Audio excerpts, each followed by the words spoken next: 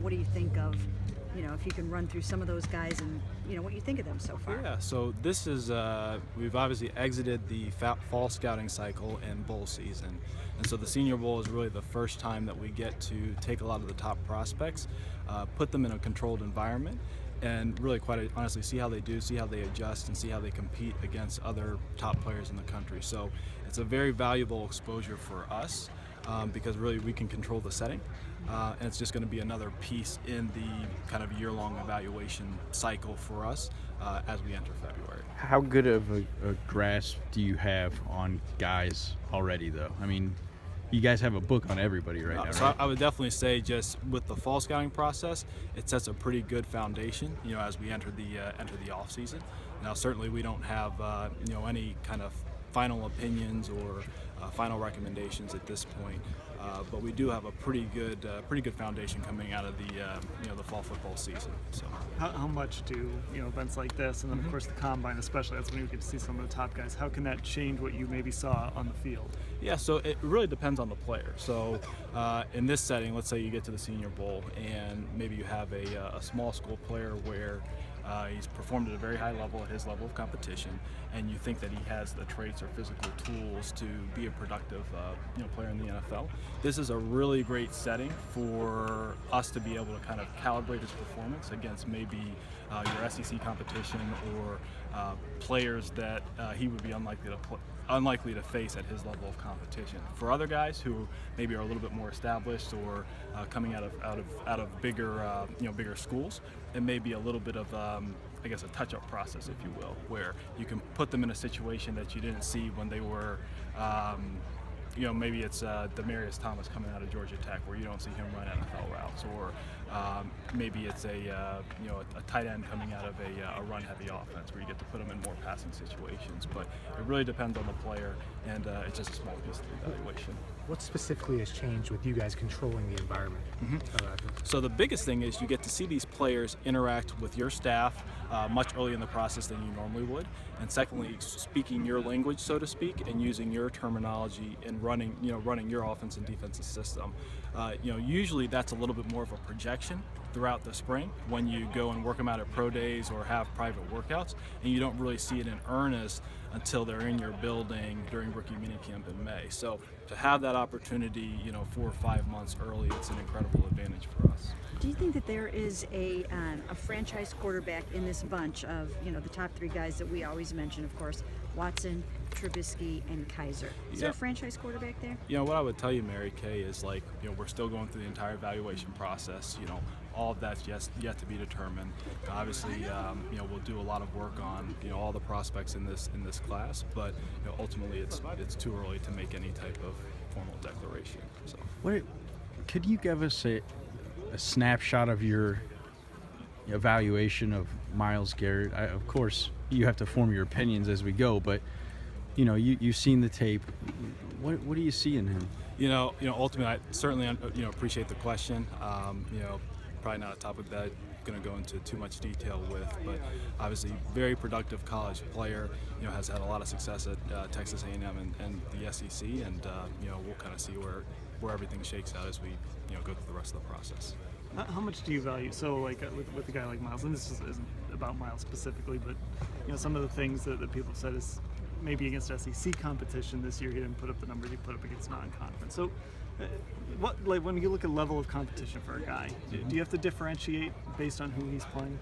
Certainly level of competition is a piece of it, and basically I would tell you is that for any player, any productive college player, context is important, and so those are all things that we'll take into consideration with any evaluation. So in Deshaun Watson's case, the guy just seems to shine the brightest on the biggest stage. What does that mean to you as an evaluator when you see a guy just take over and win a national title against a star-studded defense full of future first-round picks? No, certainly it's a very impressionable moment when any player responds in some of the biggest games or biggest moments.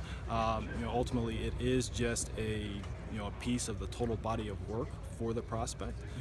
So it's not something that should necessarily be weighted too heavily, but it's certainly something that you remember as you go through the evaluation process. Do you find yourself having to fight that? Because, I mean, we always hear big players make big plays in big games. I mean, doesn't that count for something? No, so I would tell you that we're all human, and we can all get caught up in big moments and sort of the emotion of big games. But part of our charge is in personnel and as scouts is to make sure that we're taking everything in context and taking into consideration the total body of work. When you look at a Mitch Trubisky and there's only 13 starts there, how difficult does that make that evaluation for you guys? So I would tell you, it's all those things. No different than Dan's question. The context is important. You take all those things into consideration, and so that would be something that would be discussed for any let's say 1 year starter across positions. But ultimately, again, it's a small piece of the total body of work, and it certainly factors into the evaluation. How much do you have to change in your evaluations when you make the coordinator change a defense going from Ray to Greg? We'll certainly kind of how we think about the positions on that side of the ball. We'll change a little bit, or certain prospects who may have a little bit more of an ambiguous fit in one system versus the other.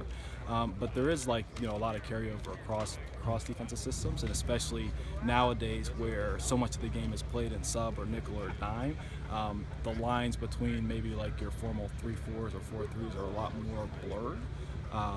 And you have a lot more hybrid systems in the NFL at this point in time anyway. So.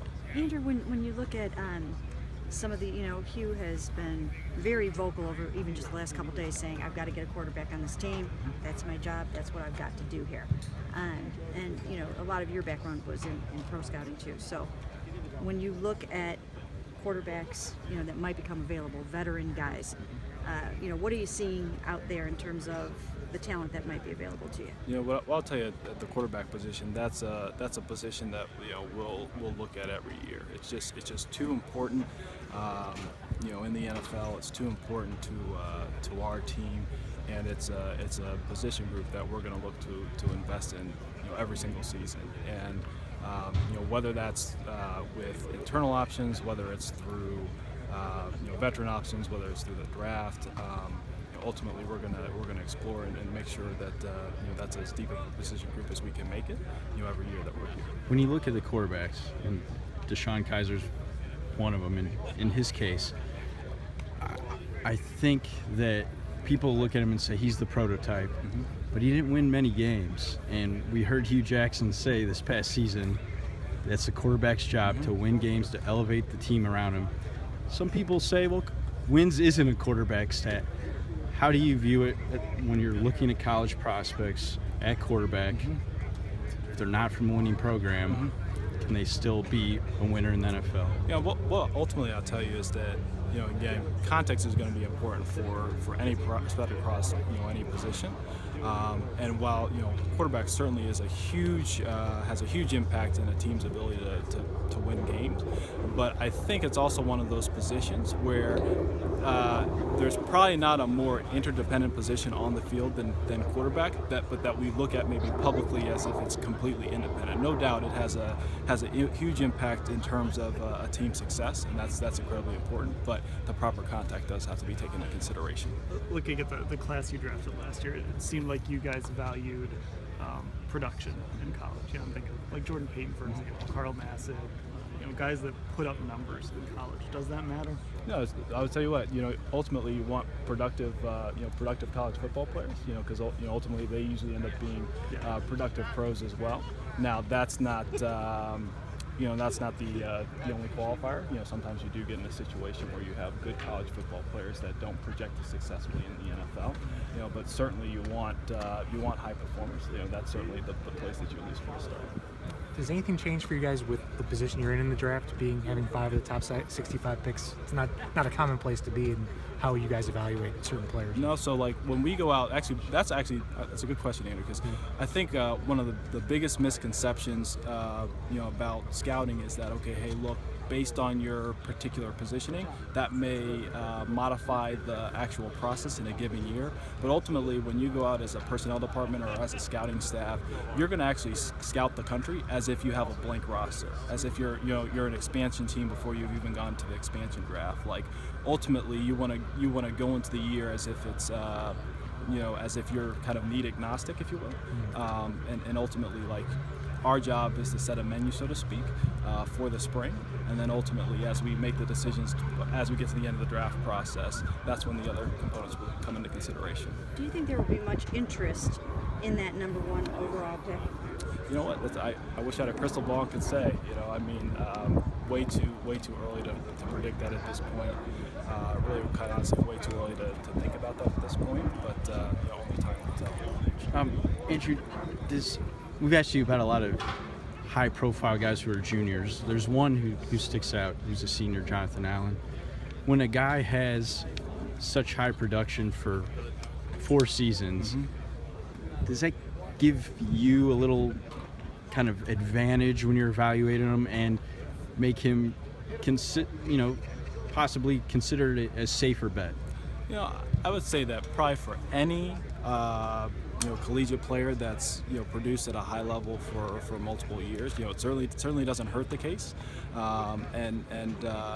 it certainly speaks volumes about any prospect who's been able to perform at a high level for multiple seasons. So does it create significantly more value compared to an alternative player, whether it's 3 years, 4 years, 2 years. Again, it kind of just depends on the player, depends on the position, and ultimately depends on the context. But certainly multi-year performers, it's definitely a feather in their cap. So. All right, one more, please. Go ahead. When you're talking about the importance of finding a quarterback, it's too important. You're always going to be looking. To what extent are you guys digging into the possibilities outside of the draft, whether it's free agency or trade? Where are you guys at with that at this point in the calendar? So that's one thing. Quarterback position, really any position on the roster, we'll explore all options that can improve the team, improve the roster, and make the team better. Whether that's internal, whether it's external, whether it's veteran options, whether it's the draft. Ultimately, the avenue in which we do it isn't as important as just adding talent to the roster and making sure that we can improve our ball club.